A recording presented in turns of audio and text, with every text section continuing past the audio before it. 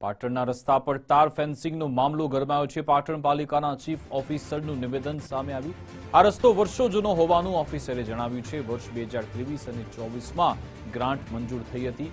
વર્ષ 2025માં રસ્તાનું રીસર્ફેસિંગ થયું। જમીન માલિકે અગાઉ કોઈ વાંધા અરજી નથી આપી। બાંધકામ માટે માલિકે માંગેલી મંજૂરી પણ નિષ્ફળ।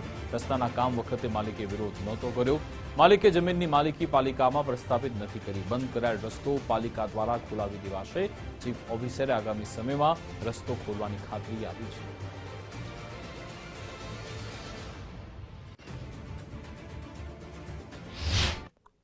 બાંધકામની પરવાનગી માંગી અને જ્યારે એને જમીન ખરીદી ત્યારે પણ એને રસ્તો પોતાની જગ્યા માપી અને નગરપાલિકાને જણાવવું જોઈતું હતું કે નગરપાલિકાનો આ રસ્તો છે। આ લાંબા સમયથી ભોગવટો કરવાવાળો રસ્તો છે। એટલે કે મીરા દરવાજા ભીલવાસથી થઈ અને સિલિકોન સુધીનો જે રસ્તો છે એ લાંબા સમયથી આનો ભોગવટો થઈ રહ્યો હતો।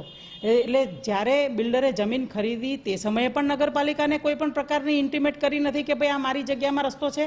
ત્યારબાદ 2023માં કારોબારી સમિતિએ રસ્તો બનાવવા માટે થઈને કીધું ત્યારે પણ એને કંઈ કર્યું નથી। 2021માં પોતે પરવાનગી માંગી છે ત્યારે પણ એને કોઈ વિવાદ ઊભો કર્યો નથી। અને હાલ એને આ લાંબા સમયથી નાગરિકો જે વાપરી રહ્યા છે તે રસ્તાના ઉપર તેને જે ફેન્સિંગ મૂકીને જે કામ કર્યું છે તે ખરેખર એને ગેરકાયદેસર કૃત્ય કર્યું છે। એબ્સોલ્યુટ બિલ્ડરની જવાબદારીમાં આવે છે અથવા જમીન માલિકની જવાબદારીમાં આવે છે કે એની જગ્યા આટલા વર્ષોથી એ કેમ બંધ રહ્યા।